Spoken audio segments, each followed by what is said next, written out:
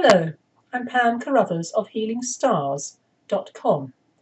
This is the chart for the new moon, 4th of Feb, and it's set for London at 21:03 GMT. What is extraordinary and quite unusual is that the rising sign at that time is actually 0 degrees Libra in, obviously, the UK. Now, my theme for the month is very much about what does Aquarius mean. So here it is, the new moon down here, moon, sun. Mercury is also in Aquarius now, which bodes well. Aquarius is a fixed mental sign to do with ideas. And one connection it has in the tarot, I believe, is really lovely. It's the star. And if you know the star in the tarot, you'll know it's a picture of a woman, the feminine, and she's touching the water and also the earth. And above her are these stars. And so therefore the star is a theme for Aquarius. And the star in the tarot is idealistic, utopian, perfect in form. And like the unveiled truth she represents. I'm quoting from Tadman's book, The Elements of Tarot. It's rather interesting what he says here. He says the central star is Sirius, worshipped by the Egyptians as the son of our sun. And the 7 stars of the Great Bear are the governing esoteric spirits of our universe, just as the star symbolizes the soul. Astrological influences nurture human expectations. New conceptions and opportunities arise through the feminine desire for synthesis.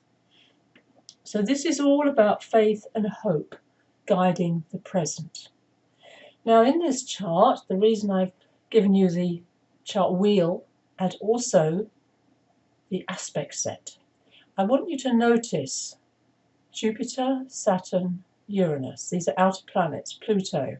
And notice the number of trines or sextiles or semi-sextiles. That means a flow of energy and positive. So this is, to me, a really important new moon. We've just gone through January, had a solar eclipse, a total lunar eclipse, and now we're in a calmer time because we have no eclipses now for quite some time. Jupiter is the planet of faith and hope, and it is currently, there it is, 18 degrees of Sagittarius, its own sign. That's where it does the best. Notice how it's forming very good connections to Mars, to Uranus up there in Aries, another fire sign. Also, if you look over here, you'll see it making what they call a sextile, 60 degrees, to the new moon. And that is very, very important. Also, it connects to Saturn, albeit it's what they call a minor aspect, but Saturn is the principle of mastery, the principle of commitment, of being serious, of not serious, but serious with an E. And Saturn and Pluto are moving together and they will form an exact conjunction in 2020. So there, as I said, I would like the focus for us all to be on this positive connection with Jupiter at this time. We are approaching Chiron. Chiron is about to change sign.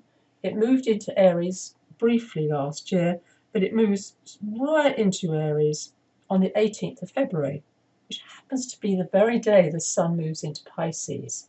So it's quite an interesting day, to say the least. Also, we have another aspect here, and that is Saturn, 15 of Capricorn, and that is Neptune at 15 of Pisces. Now, in a negative way, I would always look at those and think sacrifice. In a positive, this is combining that spiritual connection that Neptune has in Pisces with the reasonable, if you think what Saturn in Capricorn at its best is all about being very grounded. So Neptune wants to float away, so to speak, up in the sky. But Saturn says, no, come on, let's be practical, let's be real, let's manifest our dreams. That's another indication of something very beautiful about this new moon. Mercury will go retrograde on the 19th of February, just warning you up in advance. And that's always a time of reflection, of editing things. But currently, it passed by an exact conjunction with the Sun last week. I had computer problems that day, not surprisingly from me. I think that kind of goes with the territory. Mercury is currently an evening star. The evening star Mercury acts as a psychopomp. So it's gathered all the information as a morning star, like a scout. It comes back to the throne room of the king, the sun, and now it's digesting all that extraordinary information. So that's another very interesting connection at this new moon. Mercury likes the sign of Aquarius, it's happy there. So we need to have a clear head, a clear plan at this time. I will finish with the quote from Tadman from his book, The Affirmation.